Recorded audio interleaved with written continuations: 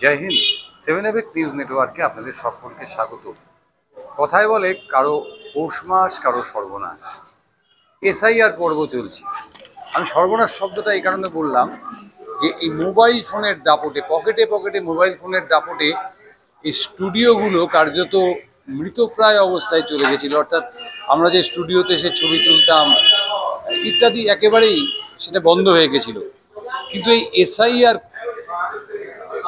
নির্বাচন কমিশনের যে এসআইআর পর্ব, সেই এসআইআর পর্বে একটা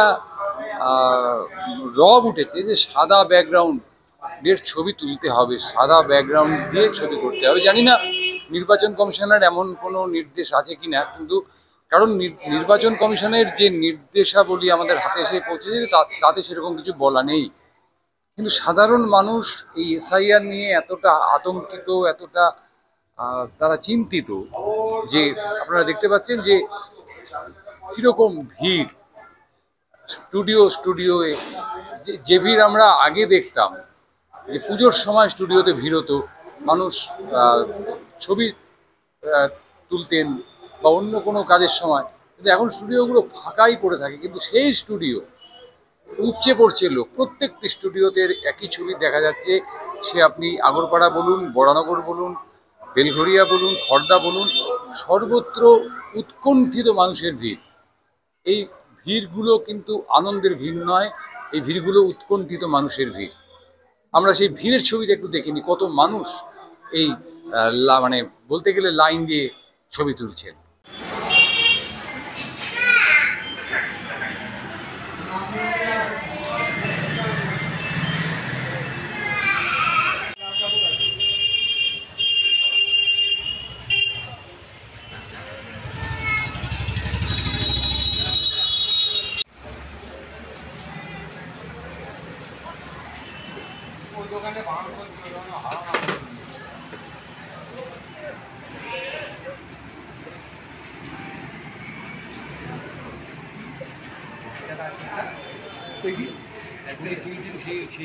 দেখি ছবিটা দেখি।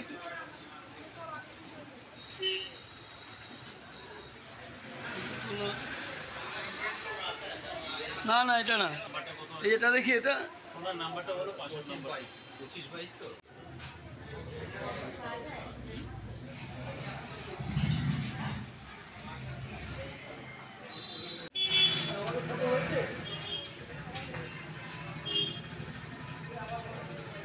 দেখতে পাচ্ছেন যে প্রবল ব্যস্ততা স্টুডিওর কর্মচারীদের, স্টুডিওর মালিকদের, যে হাতে হাতে ছবি ডেলিভারি করতে হবে। যে কারণে একদিকে যখন ছবি কাজ চলছে, পাশাপাশি কিন্তু সাথে সাথে সেই ছবির এডিটিংয়ের কাজও চলছে। সেই ছবিটাও কিন্তু আমরা আপনাদের সামনে তুলে ধরছি। যে এসআইআর অর্থাৎ নির্বাচন কমিশনের যে নতুন ফতোয়া, যে ভোটার লিস্টে আপনার নাম আছে কি না, ভোটার লিস্টে আপনার নাম তুলতে হবে, এই সব নিয়ে একটা মানে বিতিকিচ্ছিরি পরিস্থিতি বলতে পারি। দেখুন কত বয়স্ক মানুষ এই ছবি তুলতেছে। কি করতে এসছেন? ছবি তুলতে। ছবি তুলতে কেন? হোটেল লাগবে। হোটেল লাগবে। লাস্ট কবে ছবি তুলেছিলেন মনে পড়ে? দেখুন লাস্ট কবে ছবি তুলেছেন ওনার মনে নেই, কিন্তু আবার তাদের ছবি তুলতে আসতে হচ্ছে। দাদা ছবি পেলেন? ছবি তোলার কারণ হঠাৎ করে এই স্টুডিও থেকে ছবি তোলা, এই ভোটার লিস্টের জন্য।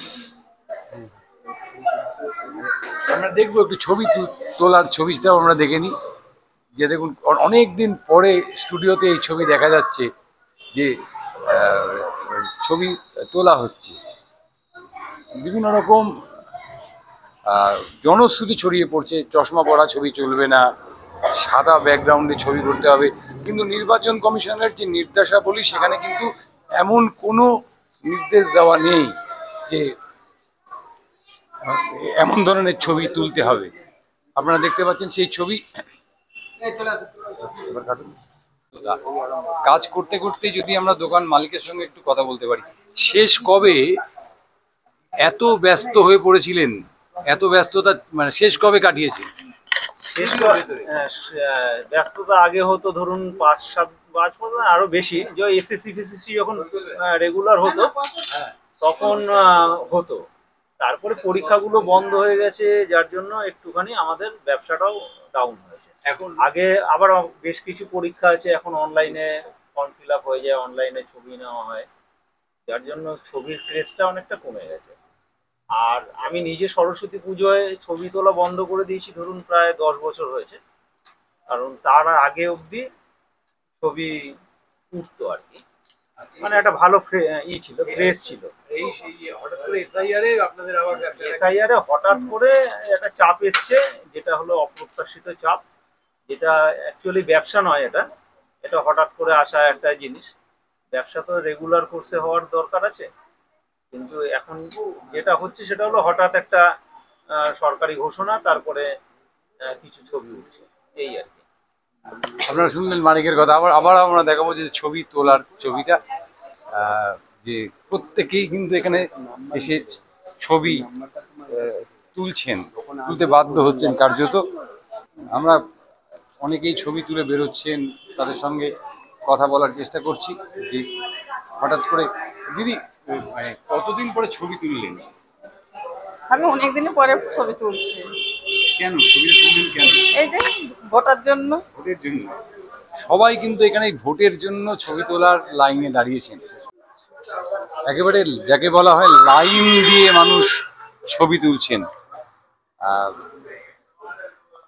কার নাম থাকবে কার নাম থাকবে না সেটা আমরা জানতে পারবো 1 মাস পরে, অর্থাৎ যখন একটা খসড়া তালিকা প্রকাশিত হবে। কিন্তু সাধারণ মানুষ শুধুমাত্র ভোট দেওয়ার জন্যই যে এতটা উদ্গ্রীব এমনটা নয়। প্রচুর মানুষ আছেন যারা ভোট দেন না, কিন্তু সবাই সবার নাগরিকত্ব বজায় যাতে থাকে, যারা যে ভয়টা মানুষকে প্রচণ্ডভাবে দেখানো হচ্ছে যে ভোটার লিস্টে নাম না থাকলে নাকি নাগরিকত্ব বেনাগরিক হয়ে যেতে হতে পারে, সেই ভয় হয়তো তাদের গ্রাস করেছে, যার প্রমাণ এই আগরপাড়াতেই পাওয়া গেছে। আমরা চাইবো যে আপনারা এই ভয়ের থেকে মুক্ত থাকুন। এসআইআর হচ্ছে, এসআইআর আগেও হয়েছে, আমরা টের পাইনি, কিন্তু এবার বিভিন্ন রাজনৈতিক দলগুলোর যে চূড়ান্ত প্রচার বলুন অপপ্রচার বলুন, তাতে আমাদের মতন সাধারণ মানুষেরা ভীত সন্ত্রস্ত। এই জায়গা থেকে বেরিয়ে আসতে হবে। ভোটার লিস্ট বেরোবে, আপনার নাম থাকবে এবং আপনি এদেশেরই নাগরিক থাকবেন, এই কথাটাকে কিন্তু মাথায় রাখতে হবে। আগরপাড়া থেকে ক্যামেরায় শ্যামল পালের সঙ্গে চন্দন সেনগুপ্ত, 7 নিউজ। জয় হিন্দ।